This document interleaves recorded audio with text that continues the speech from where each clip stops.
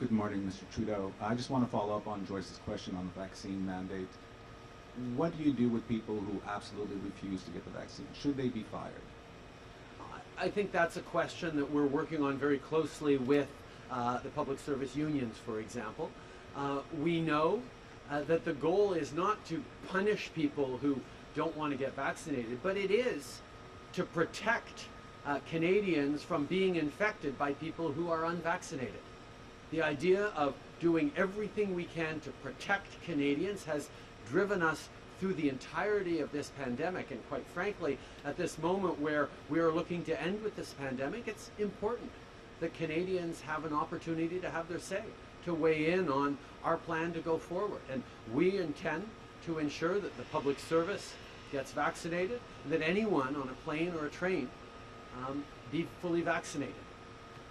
This is not something that, for example, the Conservatives agree with. I heard that their platform includes rolling back those protections for Canadians. That is their choice.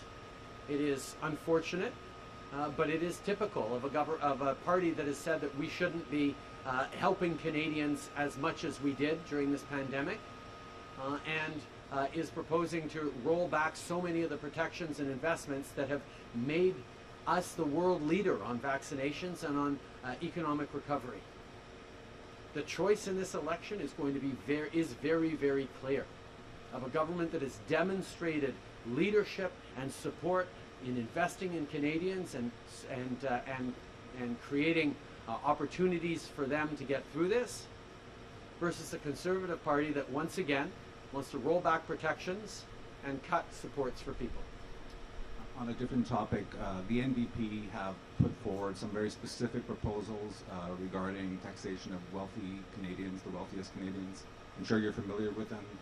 Increasing the capital gains inclusion rate, a higher marginal income tax rate, the wealth tax, and they talk about excess profit tax. What do you think of their plan, and will you be offering up new taxation for the wealthiest Canadians beyond what you've already done? First of all, it's nice to see that the NDP is finally catching up to where the Liberal Party has been for a long time. The very first thing we did when we formed government was raise taxes on the wealthiest 1% so we could lower them for the middle class. Back then, the NDP voted against that measure.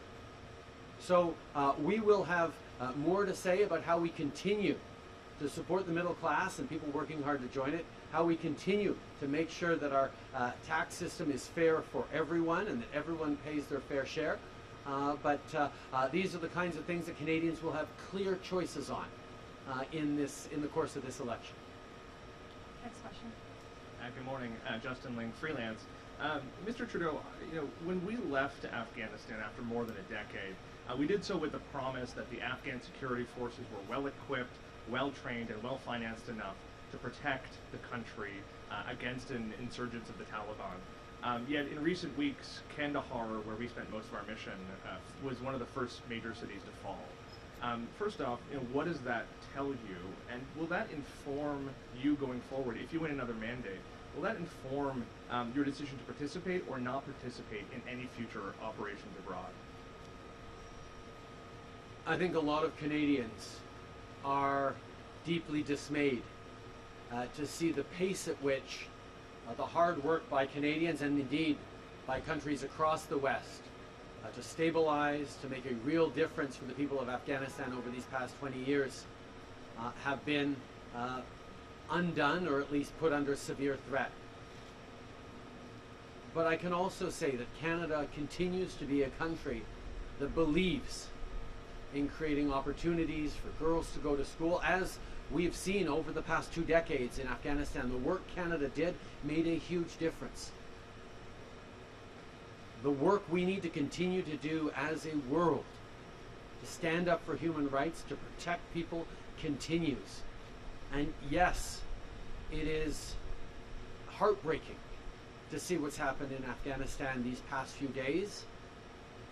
Canada will be there to help resettle as many Afghans as possible, as quickly as possible. But we also need to remain committed to creating greater opportunity and prosperity and protections of human rights for all everywhere around the world. But certainly there's a lot of reflections many countries will be having about the best way to do that going forward, given events in Afghanistan. Following up. In recent weeks, the Canadian Embassy told Afghans who were at risk to go to Kabul. Given the situation there now, that may have been a mistake. Do you have an obligation to those who are currently stuck in Kabul who might be waiting on the airport? And if the new Taliban government will not allow people to leave, how will you pressure them or try and force them to open those borders? Well, that is, first of all, the posture that we've taken with our statement signed by so many other countries last night, that the Taliban must allow individuals and families who want to leave Afghanistan to do exactly that, ideally in an orderly fashion through the Kabul airport. And that is something certainly we are working on with our allies, with our friends from around the world, to ensure that we are getting as many people out safely as quickly as possible. But further, we also know we need to continue to do everything we can to help people who have been there for Canadians, but who also have been there to fight for women's rights, for a free and independent media, for the kinds of things that are building the basis of freer societies everywhere.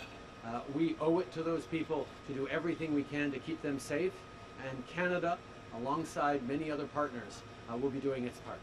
Merci, on va prendre une question et une sous-question pour finir. Vous annoncez plusieurs nouvelles mesures d'aide financière aujourd'hui. Est-ce que c'est des mesures qui ont été budgétées sur la dette dans le dernier budget? Et sinon, qu'est-ce que ça signifie pour la dette?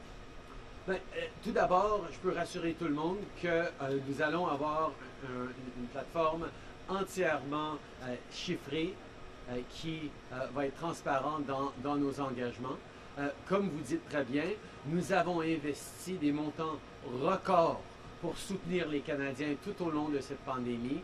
Ça a été la posture de ce gouvernement, pas seulement parce qu'on voulait aider les gens, mais parce qu'on savait que la meilleure façon d'assurer une reprise rapide et forte, c'était d'être là pour les Canadiens, les travailleurs, les petites entreprises à travers cette pandémie. Nous reconnaissons avec l'annonce d'aujourd'hui qu'il y a certains secteurs, dont le milieu des arts et de la culture, dont les milieux touristiques, qui ont besoin de plus d'aide. C'est pour ça que nous allons prolonger l'aide qu'on est en train de leur offrir. On espère qu'on n'en aura pas de besoin. Et les mesures qu'on met de l'avant, si tout va tellement mieux d'ici plusieurs mois ou d'ici un an qu'on n'a plus besoin de ces mesures vont pas coûter rien aux citoyens ou aux contribuables. Mais on sait que d'être là pour les Canadiens, c'est la promesse qu'on a faite dès le début et qu'on va continuer de garder. Oui, je voulais revenir sur les questions de mes collègues là, sur la vaccination obligatoire pour les fonctionnaires fédéraux. Vous dites on ne veut pas punir les gens, on veut les protéger. Ça veut dire quoi exactement? Est-ce que vous pouvez tourner le micro un peu plus vers vous? Oui, voilà. Vous dites pour la vaccination obligatoire pour les fonctionnaires, vous ne voulez pas punir les gens, vous voulez les protéger. C'est ce que vous avez dit à mes collègues en anglais. Ça veut dire quoi exactement? Jusqu'où vous êtes prêt à aller finalement pour s'assurer que vous allez atteindre vos cibles? Ben, c'est justement la conversation qu'on est en train d'avoir avec les syndicats de la fonction publique, entre autres, pour s'assurer que si des gens veulent revenir au travail, ils doivent être pleinement vaccinés, d'encourager. Et d'ailleurs, je peux dire, comme j'ai dit, que la fonction publique canadienne est déjà hautement vaccinée. Ils ont fait leur part, comme des millions de Canadiens, pour se faire vacciner. Mais nous voulons nous assurer que tout le monde soit bien protégé. Parce que ce n'est pas juste un choix individuel de se faire vacciner ou non. C'est un choix qui implique la santé et la sécurité de tous les Canadiens, particulièrement ceux pour des raisons médicales ou les enfants en dessous de 12 ans qui ne peuvent pas se faire vacciner. Ils comptent sur tous les autres de se faire vacciner pour les protéger. C'est pour ça qu'on est tellement clair que nous devons aller de l'avant avec plus de vaccination, et pourquoi nous sommes tellement surpris et déçus que le Parti conservateur de Erin O'Toole promet de renverser ses décisions et de ne pas obliger, par exemple, les gens qui prennent l'avion ou le train de se faire pleinement vacciner, ou même la fonction publique de se faire vacciner. Nous allons continuer de le faire de façon responsable, mais ferme. Les gens doivent se faire vacciner si on veut passer à travers cette pandémie, et je sais que tous les Canadiens veulent qu'on passe à travers de cette pandémie. Merci beaucoup, M. Trudeau. C'est ce qui met fin à la conférence de presse d'aujourd'hui. Merci beaucoup tout le monde. Bonne journée.